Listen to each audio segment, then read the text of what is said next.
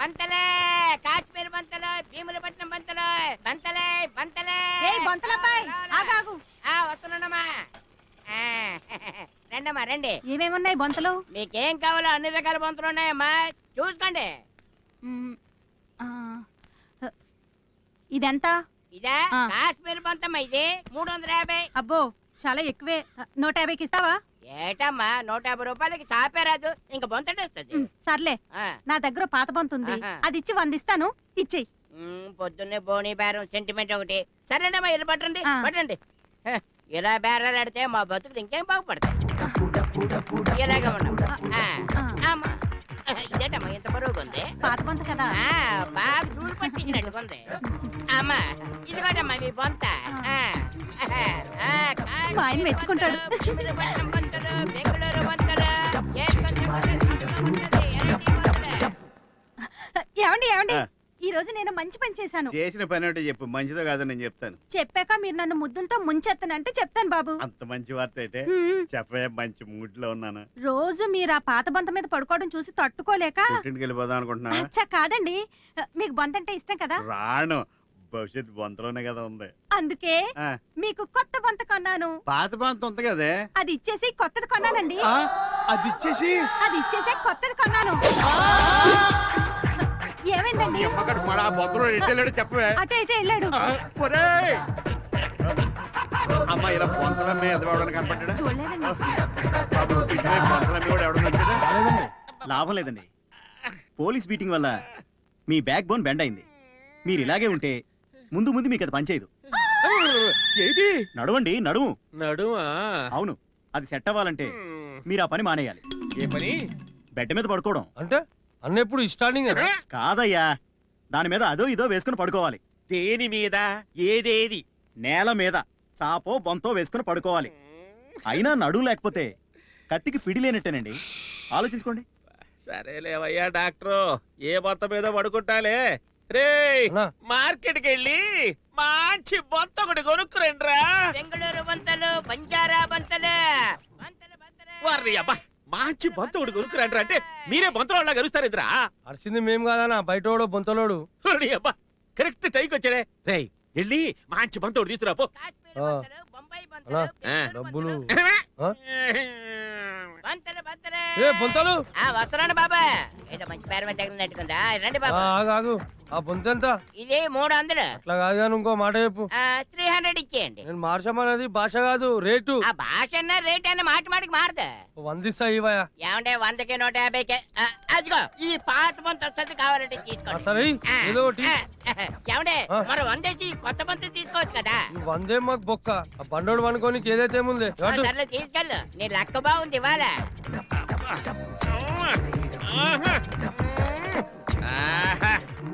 Doctor చెప్పినట్టు దీని మీద పడుకుంటే సమ్మగానే ఉందరా. అన్నా పోలీసులు వీళ్ళు వారం అయితే చాలు టెన్షన్గా వచ్చేస్తారు. సాయంత్రం ఇంట్రాగేషన్. మరి మీ లాఠీలు ఇరిగిపోను, ఎన్నిసార్లు చెప్పాలరా? ఆ డబ్బు ఎక్కడుందో నాకు తెలియదురా అంటే డబ్బరేంది? ఏంటండి అలా చూస్తున్నారు? నీ అందాన్ని. ఛీ, ఊరుకోండి, ఇప్పుడే కొత్తగా చూస్తున్నట్టు. ఎలా ఉంది? కోసుకోకుండా చూసుకోండి. వాటర్ ఇప్పుడే వస్తాను. నమస్కారం గురుగారు, బాగున్నారా? ఎలా అడుగుతున్నావురా బాగున్నారా అని? నువ్వు అసలు మనిషివా, మానవ బాంబురా? ఏదో ఒక రాత్రి కక్కుర్తి పడ్డందుకు ఎన్ని రాత్రులు నిద్ర లేకుండా చేసావురా? ఆర్డర్ ఇచ్చావా? ఆకలేస్తుంది. నువ్వు నైనా మొగుడు కదూ? అదే వస్తే నీ పెళ్ళావురా? అదిగో. ఎవరి గురించి రా పెళ్ళాం అంటున్నారు? నీ గురించే. హాయ్ బక్రా బుజ్జి బాబు. బక్రా? మీ ఎవనరా బక్రా అంటున్నారు? ఈయనే మా బ్రదరు. నువ్వేంటి ఇక్కడ? అంటే మీ అందరూ జిగిరి దోస్తులం కదా. అంటే దొంగలు పోలీసులు కలిసే? ఇక్కడ పోలీసులు ఎవరు లేరు, అందరూ దొంగలే. ఇది పోలీసు అనుకుంటున్నారా? డూపు. నువ్వు ఆపు, ఏదైతే ఉందిలే అన్నయ్య, మన ఇద్దరం కాబోయే తోడేళ్ళు కదా. నువ్వు నేను తోడేళ్ళను ఏంట్రా? ఈ విషయం మా మామయ్య తెలిసిందంటే మిమ్మల్ని అందరినీ జపడా చేసేస్తాడు. మీ ఆవిడకి నీ విషయం తెలిస్తే నీకు జపడా చేయదా? ఏంట్రా బెదిరిస్తున్నారా? మీరు చెప్తే మా ఆవిడ నమ్మేస్తానుకున్నారా? ఏమే ఏంటండి? ఇలారా, ఆర్డర్ చేస్తున్నాను. నేను మొగుడుగా ఆర్డర్ ఇస్తున్నాను, ఇలారా. వీళ్ళేదో చెప్తారంట నీకు. వస్తుందిరా. ఏం చెప్పుకుంటారు చెప్పండి చూద్దాం. అన్నయ్య నీ సెల్ ఏదో పిక్చర్ మెసేజ్ వచ్చినట్టుంది. వస్తాయి వస్తాయి. సెల్ అన్న తర్వాత 190 మెసేజ్లు వస్తాయి. మాకేమైనా భయమా? దీని కూడా ఇప్పుడు ఇప్పుడంతా పాడైపోతుంది. అరే సడన్ గా ఇంత పెద్ద షాక్ ఇచ్చారేంట్రా? సడన్ గా ఇచ్చేదాన్ని షాక్ అంటారు. ఏంటండి? ఓ మరిది గారా, ఏదో చెప్తారని పిలిచారు. చెప్పడం ఎందుకు వదిన గారు, ఏకంగా చూపించేస్తా. ఏమిటో చూపించేది? ఏమిటి చూపించేది? అది కాదు హేమా, మరిది గారి ఫ్రెండ్స్ వచ్చారు కదా, వాళ్ళకు కూడా కలిపి ఆర్డర్ ఇస్తామని పిలిచారంతే. కంగారు పడ్డావా? ఏం అక్కర్లేదులే, వెళ్ళి కూర్చోపో. ఈ మాత్రం దానికి ఎంత హడావుడి చేసేస్తున్నారు. మొన్న 50,000 అడిగావు కదా, సాయంత్రం పంపిస్తా.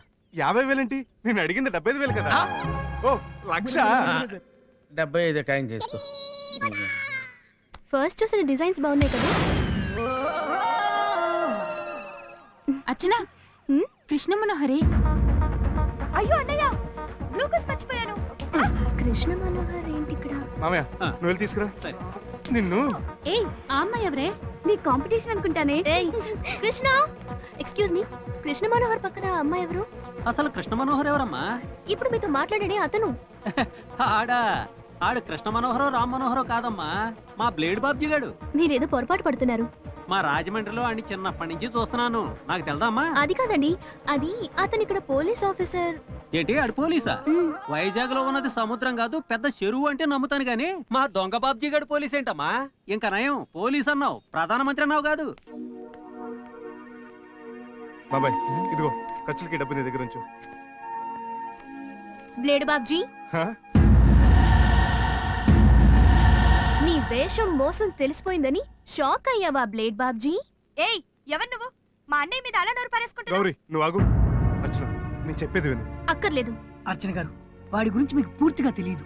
అవసరం లేదు, మీరు తప్పుగా అర్థం చేసుకుంటున్నారు. తెలియక చేసిన దాన్ని తప్పంటారు, తెలిసి చేసిన దాన్ని మోసమని అంటారు. నేను చెప్పింది విన్న తర్వాత నువ్వే నిర్ణయించు.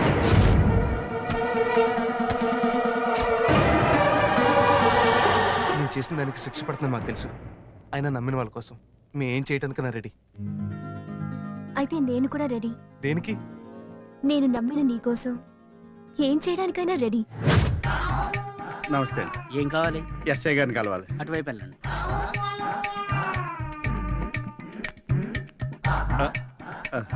సార్ నమస్తే అండి.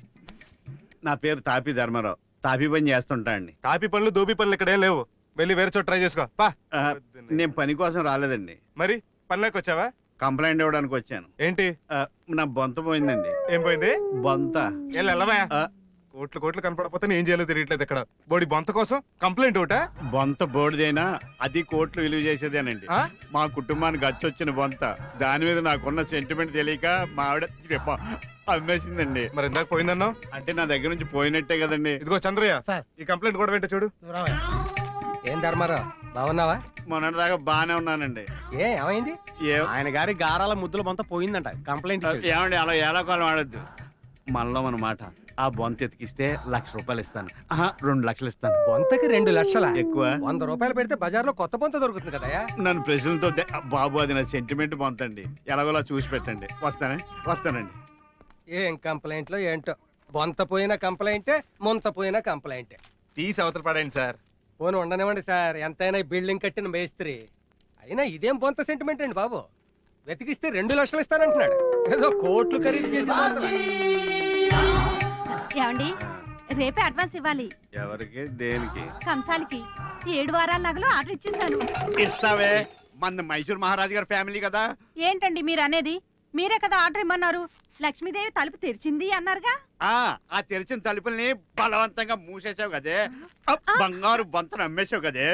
బొంతకి లక్ష్మీదేవికి ఏంటండి సంబంధం? లక్ష్మీదేవి ఉన్నది ఆ బొంతలోనే. 1,00,000, 2 లక్షల, 4 కోట్లు ఆ బొంతలోనే పెట్టానే, నీకు తెలియకుండా. శభాష్, హెదరిందయ్య తాపి ధర్మారావు. సార్ మీరా? బొంత దొరికిందా? దొంగ దొరికాడు. బొంత దొంగ. బొంతలో 4 కోట్లు దాచిన దొంగ. అంటే మీరేనండి? అంటే ఈ అమ్మాయి డ్రెస్. టాపిక్ మార్చొద్దు, ఎన్కౌంటర్ అయిపోతాం. మొత్తం విన్నాం. ఇప్పుడు చెప్పు, ఆ 4 కోట్లు ఎక్కడ నొక్కేసావు? చెప్తావా చేస్తావా? చంపేస్తారా? వద్దండి, బొట్టు లేకుండా నా మొహం అస్సలు బాగుండదు. అంటే నీ బాధ నేను పోతాను కాదు, బొట్టు పోద్దానా? ఊరుకోండి. మీ ఫ్యామిలీ డిస్కషన్ తాపి మర్యాదగా డబ్బు ఎక్కడ కొట్టేసావు చెప్పు. కొట్టే లేదండి, మీ కంట్రోల్ రూమ్ లోనే దొరికింది. 2 నెలల క్రితం ఒక రోజు రాత్రి నేను తాపీ పని పూర్తి చేసుకుని వెళ్తుంటే ఎవరో కొంతమంది దొంగ డబ్బు గురించి మాట్లాడుకోవటం విన్నాను. ఆ డబ్బు అక్కడ పాతి పెట్టడం చూశాను. వాళ్ళు వెళ్ళగానే నేను వెళ్ళి తవ్వి తీశాను. బ్యాగ్తో సహా తీసుకెళ్తే దొరికిపోతానని డబ్బు లుంగిలో కట్టుకుని బ్యాగ్ మళ్ళీ అందులోనే పడేసి కప్పెట్టేశాను. అలా ఆ డబ్బు అంతా ఇంటికి తెచ్చేశాను. వెంటనే ఖర్చు పెడితే అందరికీ డౌట్ అవుతుందని మెల్లమెల్లగా ఖర్చు పెడదామని చెప్పి బొంతలో పెట్టి కుట్టేశాను. దీనికి చెప్తే కొంప ముంచుద్ది అనుకున్నాను. ఇట్టు కాదు, సారీ, దీనికి చెప్తే కొంప ముంచుద్ది అనుకున్నాను. చెప్పకపోయినా కొంప ముంచేసింది. నువ్వు ఆ బొంతలో మేము గుర్తుపడతావా? అది ఎలా గుర్తుపడుతుందండి? ఒక రోజు నేను దాన్ని మొగుడన్న సంగతే మర్చిపోద్ది. అంత మతిమరుపు దానికి. మనిషిని గుర్తుపట్టలేకపోయినా అతను గొంతు గుర్తుపట్టగలను. ఏ వాడు అంత స్వీట్ వాయిసా? కాదండి, తారు రోడ్డు మీద రేకు డబ్బాతో గీకినట్టుంటుంది. ఎవరు వీళ్ళంతా? సిటీలో బొంతలు అమ్ముకునే వాళ్ళు సార్. ఓ, ఏదన్నా బొంతల రేట్లు పెంచమని ధర్నా చేస్తుంటే పట్టుకొచ్చారా? కాదు సార్, ఏ. బొంత మిస్సింగ్ కేసులో ఇన్వెస్టిగేషన్ కోసం రప్పించారు కృష్ణ మనోహర్ గారు. ఓరే, పెద్ద పెద్ద బాంబ్ బ్లాస్టింగ్ కేసులు ఇంతమందిని ఇన్వెస్టిగేట్ చేయలేదు. ఒక్కలో బొంత కేసుకి ఇంతమంది. చిన్న పావునైనా పెద్ద లాఠీతో చంపాలి. బొంత కేసైనా బోఫోర్స్ కేసైనా ఇన్వెస్టిగేషన్ లో ఫోర్స్ ఉండాలి. But this is too much. వ్యాపారం చేసుకునే వాళ్ళని తీసుకొచ్చి మధ్యలో నువ్వెవరివి? C SI. నేనెవరిని? S CI. సరిగ్గా చెప్పు. ఎస్ఐ సిఐ కదా? ఈ చేతో దీన్ని మూసుకుని ఆ చేతో సిఐ గారు సెల్యూట్ చేసి మర్యాదగా వెళ్ళి నీ పని చూసుకో.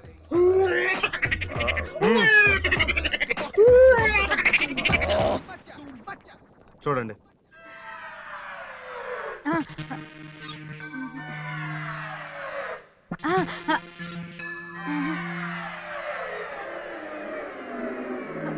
ప్రతి ఒక్కళ్ళు ఇతనే అనిపిస్తుంది, మళ్ళీ కాదనిపిస్తుంది. అందరూ ఒక్కసారి ఏ బాంతలు బాంతలా అనండి.